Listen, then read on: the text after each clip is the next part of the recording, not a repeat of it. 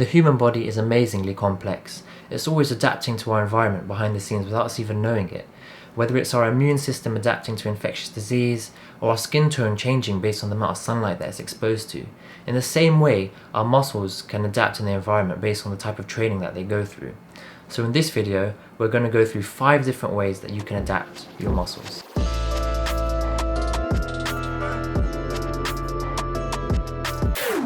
What are you saying, guys? Welcome back to another video. My name's Isa and I'm a medical student with a passion for fitness. So before we get into it, I think it's important that we understand the basics of how muscle anatomy works. So here's the muscle that you and I are familiar with called skeletal muscle. And if you look closely, this is actually broken down into different bundles, and these are called fascicles. Each fascicle then contains loads of smaller fibers. These are the muscle fibers that you are frequently referred to, and the number of muscle fibers that you're born with is generally fixed. These muscle fibers can be considered as the cells of the muscle, and within them they contain even smaller things called sarcomeres, and these are actually the functional unit of the muscle and what actually cause a contraction to occur. So there are 3 types of muscle fibers. The first are type 1, then type 2A, and type 2B. Type 1 muscle fibers contract quite slowly, and so we call these slow twitch fibers. They are also resistant to fatigue and can therefore be used for a longer period of time. The drawback of the slow twitch fiber is that it can't generate as much force and power. At the other end of the spectrum we have type 2B fibers, which may also be referred to as 2X. The contraction of these fibers is really fast in comparison, and so these are called fast twitch fibers, or in particular fast twitch glycolytic fibers. Although this fiber isn't as resistant to fatigue and can't be used for such a long period of time, the benefit is that it can generate much more forceful and powerful contractions than the type 1 fibers. And then type 2A fibers can be thought of as being in the middle of these two, although they are more similar to the type 2B fibers and so are called fast twitch oxidative. Now this all may seem very random and quite in depth, but we'll see why this is important in just a second. So the first way you can adapt your muscles is through endurance training, and this involves things like long distance running, rowing, and also swimming. Endurance training can be defined as generally an aerobic exercise which focuses on sustaining the ability to carry out a sports activity for a long period of time. And so it's no surprise that endurance training over a long period of time can actually change the composition of your muscles. It can increase the proportion of these slow twitch type 1 fibers and also convert some of the type 2B fibers into the type 2A fibers. Other adaptations to the muscle include more capillaries within the muscle. This means that more blood flow can actually reach it, and so more oxygen can be delivered during exercise. Also an increase in the size and number of mitochondria, which you may know are the powerhouse of the cell and actually generate energy. And also the capacity for storing glycogen can increase, which acts as a storage of energy within the cell. And in rats, endurance training has been shown to improve the efficiency of the enzymes involved in generating energy and also increase myoglobin proteins. These are proteins that store oxygen within the muscle and also give the slow twitch fibers their red appearance. And last but not least, endurance training has been shown to reduce the lactate levels that build up in the muscle, and this helps reduce fatigue and sustain performance so that you can carry out your exercise for longer.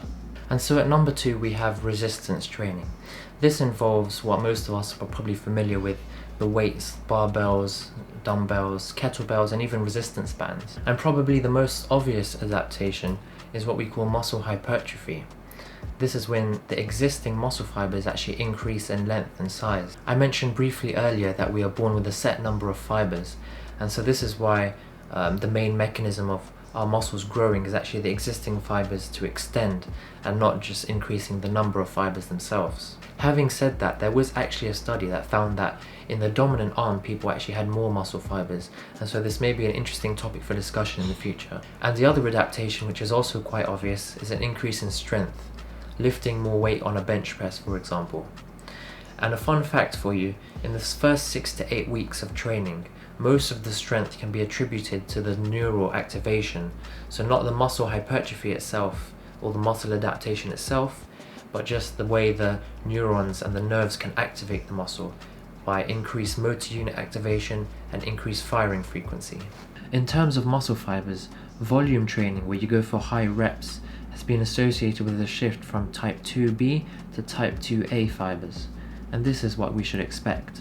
But having said that, low rep, high strength training has also been associated with a shift from type 2B to type 2A fibers. And this may be the opposite of what we were expecting, because when we think of strength training, we think of short, strong, powerful contractions that would suggest a shift towards the type 2B fibers, which can actually generate that force. But this may be explained by the idea that from the perspective of the muscle fibers, a strong, heavy bench lift isn't explosive enough to warrant an increase in the type 2B fibers. Okay, so next up we have stretching or flexibility training. And I'm not just talking about stretching after a heavy workout at the gym, rather dedicated sessions over a long period of time to improve the flexibility of the muscles. And so it should be no surprise that the first adaptation is a greater range of motion. And you can see this when you have a sore muscle, for example, after the gym, and you stretch it out, then slowly you start to see more range of motion, but it is quite temporary. The increased range of motion that I'm talking about here is a more permanent type, assuming that you continue to do the flexibility training that you have been doing over the past few months. But one study found something even more interesting. After only 6 weeks of stretch training, the participants saw a 25% increase in the length of the muscle fascicles. This may be explained by another study which found that stretching increases the amount of sarcomeres in the muscle, which we spoke about are the functional units which allow contraction to happen. It also led to the repositioning of these units, which allowed them to optimize contractions better. And so it may be interesting to incorporate some stretching days into your workout routine if your goal is hypertrophy, because this may actually increase the length of the muscles. So next up we have isometric training. This is where the muscle itself doesn't shorten or lengthen, but it actually stays fixed and the joint angle stays the same.